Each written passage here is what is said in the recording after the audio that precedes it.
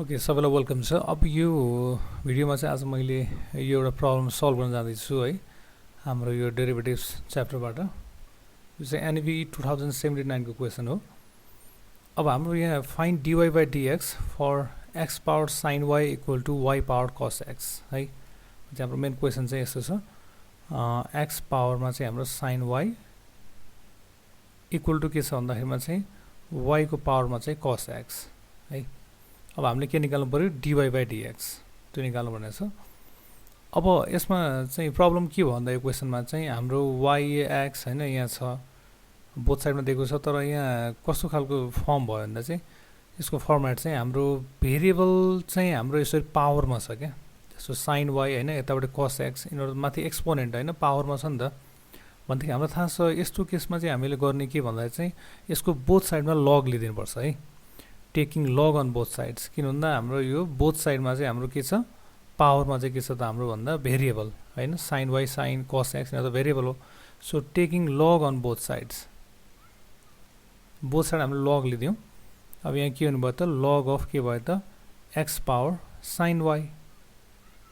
Equal to यतापट्टि पनि अब हामीले लग लिएको हुनाले चाहिँ log of y power cos x है, y पावर cos x यस्तो भइदियो। अनि अब हामीले लगको प्रपर्टी युज गर्न पाउँछौँ के भन्दाखेरिमा यसको खास फाइदा नै त्यही हो। किन अब यो भेरिएबलको जुन यो पावर छ नि sin y भन्ने, अब यो त हाम्रो अगाडि झर्छ नि हैन, यो लगको पावर ल युज गर्ने हुँदाखेरि भनेपछि यहाँ के हुँदैन भइदियो भन्दा चाहिँ sin y चाहिँ यहाँ आइदियो अनि log x है त, sin y into log x। Similarly right साइडमा पनि त्यही हुन्छ, जुन हाम्रो यो पावरमा cos x छ हैन, यो cos x चाहिँ ठ्याक्कै अगाडि आउँछ कि लगको अगाडि आएर झर्छ भनौँ न। यो चाहिँ हाम्रो लगको पावर रुल भन्छौँ हैन, त्यहीबाट हो। भनेपछि यहाँ पनि के हुनुभयो त cos x इन्टु के भयो त log y है त।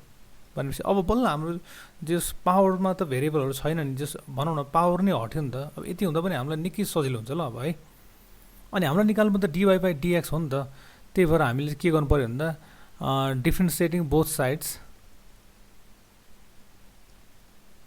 Side with respect to x हैन त। यसको बोथ साइडमा चाहिँ x को रेस्पेक्टमा चाहिँ हामीले डेरिभेटिभ्स लिदियौँ त भन्नाले अब हाम्रो के हुनुभयो dy बाई dx, यताबाट के भयो sin y इन्टु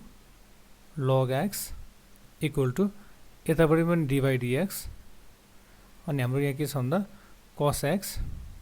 इन्टु के भयो त अब यहाँ log y है त। यो भयो। अनि अब त हामीले सिम्पली यो डेरिभेटिभ्सको त प्रडक्ट रुल लाउँदा भयो नि त हैन। जस्तो यसलाई u मानौँ, यसलाई v मानौँ, जुन हाम्रो डेरिभेटिभ्सको प्रडक्ट रुल छ त्यो लगाइदिउँ। हाम्रो के हुन्थ्यो त v du बाई dx हुन्थ्यो हैन, भन्नाले v भनेको हाम्रो log x छ, log x अनि du बाई dx भनेको चाहिँ d sin y बाई के भयो त dx भइदियो है। अनि प्लस अर्को v du बाई dx भयो, त्यसै u dv बाई dx। अनि u भनेको त हाम्रो के छ त यहाँ sin y छ, अनि dv भन्नाले d log x बाई के भयो त dx हैन, त्यो भयो। भन्नाले प्रडक्ट रुल लाग्यो यतापट्टि, यतापट्टि अर लेखौँ है। अनि यो साइडमा पनि त्यही गरौँ ल, यतापट्टि पनि v du बाई dx भन्नाले के भयो त हाम्रो यहाँ log y छ, अनि du भनेको के छ त, किन हाम्रो यो फर्स्ट फङ्सन हाम्रो u भयो हैन, सेकेन्ड फङ्सन हामीले v मान्छौँ, अनि d log y बाई के भयो त हाम्रो dx भयो, प्लस अब v भनेको सरी मैले अलि उल्टो लेखेँ, u भनेको त हाम्रो यहाँ त के छ भन्दा cos x छ नि त हैन, cos x by dx plus अनि यहाँ के हुनुभयो त u भनेको cos x अनि dv बाई dx भनेको d log y बाई हाम्रो के भयो त यहाँ dx भइदियो ल है। भन्छ यति भयो। अब हामीले चाहिँ थोरै केयर गर्नुपर्ने के भन्दा हामी log x नै लेखौँ माथिबाट हैन। यतापट्टि d sin y by dx छ, यहाँ माथि भेरिएबल चाहिँ y छ, यहाँ चाहिँ भेरिएबल चाहिँ x छ भन्दाखेरि यो त डेरिभेटिभ्स लिन मिलेन। भनेपछि चेन रुल लाउनु पर्यो हैन। चेन रुल हामीले कस्तो खालको लाउँछ भन्दा d sin y नै लेखौँ, यहाँ तलपट्टि चाहिँ x हैन कि यहाँ dy चाहियो क्या, किन त sin त हाम्रो y भेरिएबलमा छ। अनि त्यही भएर चेन रुल हाम्रो यतापट्टि dy बाई dx राख्यौँ, प्लस यतापट्टि sin y छ। अब यहाँ त ठिक छ log x बाई dx छ, log को डेरिभेटिभ कति भयो त log x को 1 बाई x भयो, इक्वल टु यतापट्टि पनि अब हाम्रो राइट साइडमा के छ log y छ, अनि d cos x by dx भन्छ cos x को डेरिभेटिभ कति भयो त माइनस sin x भयो। हैन प्लस अब यतापट्टि हाम्रो cos x छ यहाँ पनि त्यही प्रब्लम होला है d log y छ यतापट्टि तर तलपट्टि हाम्रो x छ भन्दै यहाँ पनि चेन रुल लाउनु पर्यो भने हामी के गर्छौं d log y by dy into फेरि के हुनु भयो त y by x है त यस्तो भयो सरी dy by dx हैन अब चाहिँ सिम्पली अब हाम्रो डेरिभेटिभको फर्मुला लगाइदिउँ है यतापट्टि हाम्रो log x भयो अनि d sin y को डेरिभेटिभ त अब हाम्रो cos y भयो अनि इन्टु के छ त्यहाँ हाम्रो dy by dx छ यसलाई यतिकै राखौं हैन यसको भ्यालु निकाल्नु पर्ने हो हामीले dy by dx अनि यतापट्टि हाम्रो के छ त्यहाँ sin y छ इन्टु 1 by x यतिकै राखौं यतापट्टि पनि अब हाम्रो यो माइनस अगाडि राख्दियौ माइनस अगाडि राखौं log y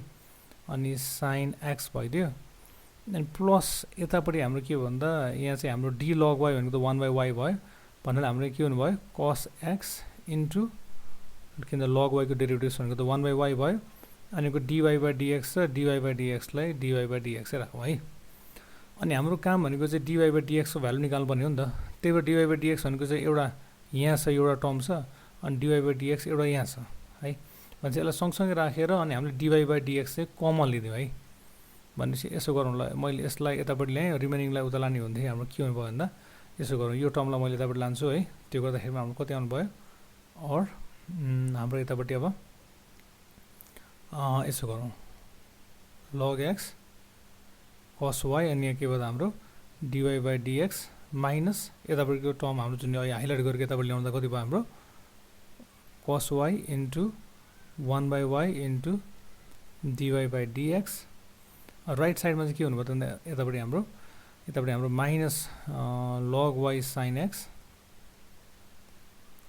x माइनस फेरि के हुनु भयो त हाम्रो sin y into 1 by x हैन यो भइदियो ठीक छ यति आयो भनेपछि अब हाम्रो के गर्न सकिन्छ dy by dx कमन लिदियो है यसो गरौँ न हामीले माइनसै कमन लिएर dy by dx लिदियौ ल माइनस dy by dx किन यतापट्टि पनि माइनस कमन जान्दैछ त्यति गर्यो भने यो भित्रको पार्ट चाहिँ यताउता इन्टरचेन्ज हुने भयो भनेपछि हाम्रो यहाँ के हुनु भयो त cos y by y हुने भयो है यो चाहिँ अगाडि आयो अनि यतापट्टि यो पछाडि हाम्रो log x cos y यतापट्टि भयो र यतापट्टि पनि हाम्रो यो दुईटैबाट माइनस कमन लिदिनु भने के भयो हाम्रो log y sin x plus के भयो त हाम्रो यतापट्टि sin y into 1 by x भयो त ल यति गरेपछि हामीले बोथ साइडमा माइनस माइनसलाई काट्न पायौं और अब भन्छ हाम्रो dy by dx सरी मैले यहाँ हाम्रो खास इन्टु हुनु पर्थ्यो कमन लेख्नु नि यो त हैन अब हामीले त निकाल्नुपर्ने खास dy by dx को भ्यालु हो भन्छ dy by dx को भ्यालु निकाल्न अब मैले यतापट्टिको जुन कमन आएको पार्ट छ यसलाई मैले यतापट्टि पठाएँ ल रिमेनिङ पार्टलाई चाहिँ sorry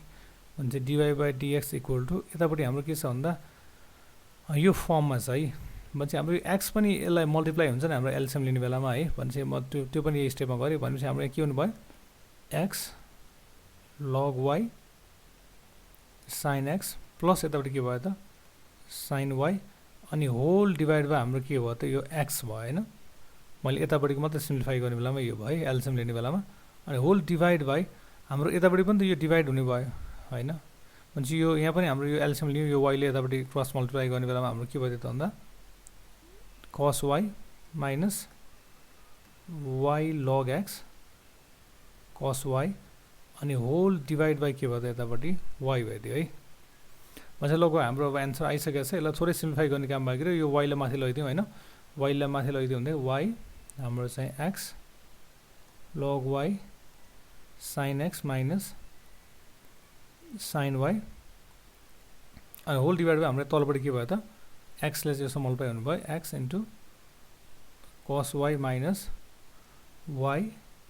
log x cos y है त ल भन्छ हाम्रो एन्सर चाहिँ यति नै आउने रहेछ सो आशा गर्दछु यो भिडियो मन पर्यो भनेर है यदि केही कन्फ्युजन छ भने कमेन्ट गरौँ होला सो थ्यांक्स फर वाचिङ